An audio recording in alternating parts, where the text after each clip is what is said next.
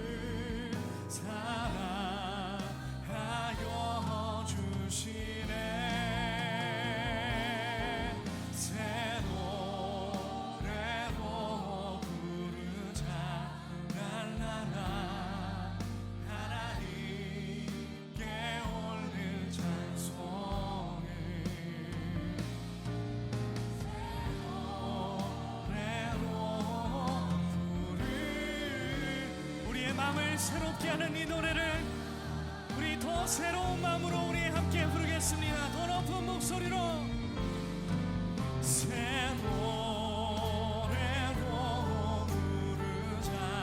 날라라 하나님께 올릴 찬송을 새 노래로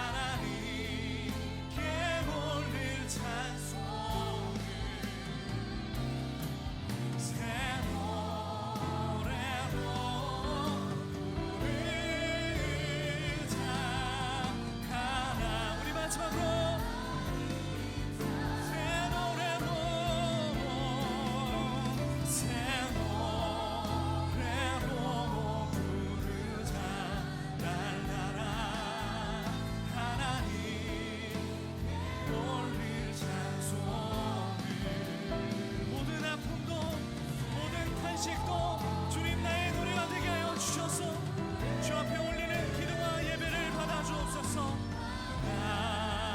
하나님 사랑을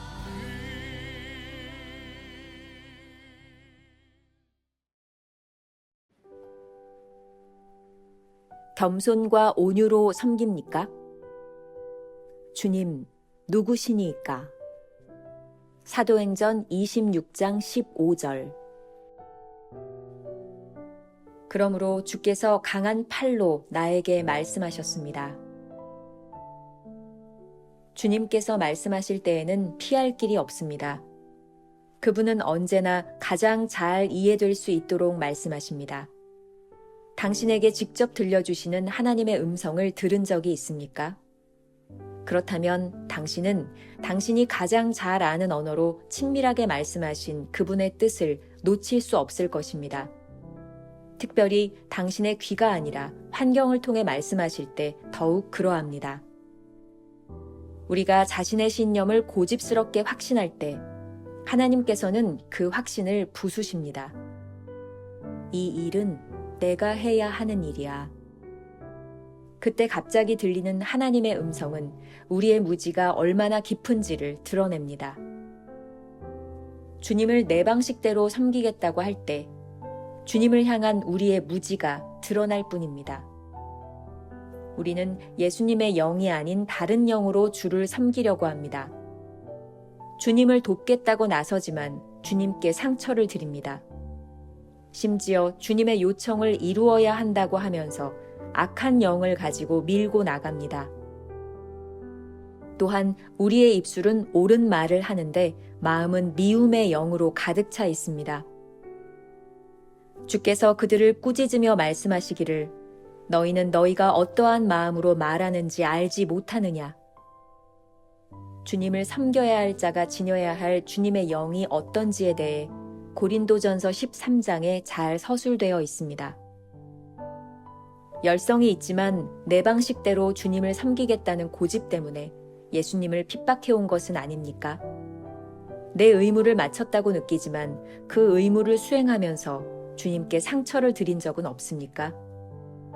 진정 주께서 맡기신 의무라면 자신의 만족을 위해 수고할 것이 아니라 오직 겸손과 온유한 마음으로 섬겨야 할 것입니다. 우리는 달갑지 않은 것은 무엇든지 지겨운 의무라고 말합니다. 그러나 하나님의 영이 우리 속에서 말씀하실 때는 나는 주의 뜻을 행함으로 기쁩니다. 오 나의 하나님 이라고 고백하게 됩니다. 365일 매일 묵상, 오늘은 1월 29일 말씀입니다. 겸손과 온유로 섬깁니까? 이런 제목인데요. 오늘은 두 가지의 주제로 나누어서 함께 살펴보도록 하겠습니다. 첫 번째, 신앙의 오류에 대해서 주님을 내 방식대로 섬기겠다고. 우리 신앙의 오류 가운데 하나는 자신의 신념 혹은 내 방식으로 주님을 섬기려는 마음입니다. 오늘의 말씀은 어제 말씀과 아주 밀접하게 연관이 되어 있습니다. 어제는 주님께서 바울에게 이렇게 물으셨습니다. 왜 나를 핍박하느냐? 그런데 오늘은 바울이 예수님께 묻고 있습니다. 주님은 누구십니까? 이 두 가지 물음에서 우리가 얼마나 잘못된 신앙을 가지고 있었는지 발견하게 됩니다. 어제 말씀에서도 언급했던 것처럼 우리의 열심이 주님을 핍박할 수 있다는 것이죠. 바울은 주님이 누구신지 묻고 그 주님이 누구신지 알게 되므로 올바른 신앙의 궤도에 올라서게 됩니다. 더 중요한 것은 주님이 어떤 분이신지 묻는 물음에서 비로소 우리는 우리의 무지, 교만을 벗어날 수 있다는 것입니다. 챔버스의 글을 조금 인용하겠습니다. 주님을 내 방식대로 섬기겠다고 할 때 주님을 향한 우리의 무지가 드러날 뿐입니다. 우리는 예수님의 영이 아닌 다른 영으로 주를 섬기려고 합니다. 주님을 돕겠다고 나서지만 주님께 상처를 드립니다. 제가 이 글을 읽다가 주님께 상처를 드립니다. 이 부분이 제 마음에 들어왔습니다. 이게 무슨 뜻일까요? 누가복음 9장 54절에 이런 말씀이 있습니다. 주님, 하늘에서 불이 내려와 그들을 태워버리라고 우리가 명령하면 어떻겠습니까? 이 일은 예수님께서 제자들과 함께 예루살렘으로 가시는 도중에 일어났던 사건입니다. 사람들이 예수님을 영접하기를 거부하자 그 사람들을 보고는 야고보와 요한이 화가 나서 주님께 묻는 장면입니다. 저 사람을 태워버릴까요? 제자들의 말이 일견 주님을 위하는 것 같았지만 사실은 주님의 마음을 모르고 있었습니다. 챔버스는 이 부분을 그렇게 표현하는 거죠. 주님께 상처를 드리는 것, 오히려 주님을 핍박하는 것. 유명한 D.L. 무디 목사님은 이런 말을 했습니다. 주님을 섬기는 것은 우리의 만족을 위해 하는 수고가 아니라 하나님의 영이 우리 안에 계셔 우리로 하여금 주를 위해 헌신하게 하는 것이다. 회심하기 전 나는 십자가를 향해 일했다. 그러나 그때부터 지금까지 나는 십자가로부터 일해왔다. 전에는 구원받기 위해 일했다. 그러나 지금은 구원받았으므로 일한다. D.L. 무디 목사님도 자신의 열심이 하나님의 마음을 어떻게 아프게 했는지, 그리고 진짜 회심한 다음에는 그가 어떻게 일했는지, 십자가로부터 일을 하고 구원받았으므로 일한다고 하는 것은 우리들이 어떻게 사역을 감당해야 될지를 분명히 말해주고 있습니다. 아무것도 아닌 것 같은 이 미묘한 차이지만 아주 중요한 신앙의 오류를 범할 수 있음을 알려주고 있습니다. 이제는 주님을 내 방식대로 섬기겠다는 무지에서 벗어나야 합니다. 우리가 기억해야 될 한 줄 노트. 주님을 위한다고 하는 말인데 주님의 마음을 모르니 누군가에게 무서운 복수의 칼이 되어 버렸습니다. 두 번째 주제, 신앙의 올바른 방식. 그러므로 우린 신앙에서 늘 물어야 하는 질문이 있습니다. 나에게 있는 열심이 혹시 내 방식대로 예수님을 섬기겠다는 고집은 아닌지, 그래서 예수님의 마음을 아프게 하다 못해 우리 주님을 핍박하는 것은 아닌지. 챔버스가 이렇게 간단하게 한 문장을 이야기하고 있어요. 진정 주께서 맡기신 의무라면 자신의 만족을 위해 수고할 것이 아니라 오직 겸손과 온유한 마음으로 섬겨야 합니다. 이 챔버스의 묵상 글을 읽다 보면 겸손과 온유라는 말이 많이 등장하고 있습니다. 온유와 겸손으로 섬기느냐는 물음을 우리들에게 계속해서 묻고 있는 것이죠. 진정으로 주님께서 우리에게 주신 의무라면 결코 우리의 만족을 위해 수고하지 않을 것입니다.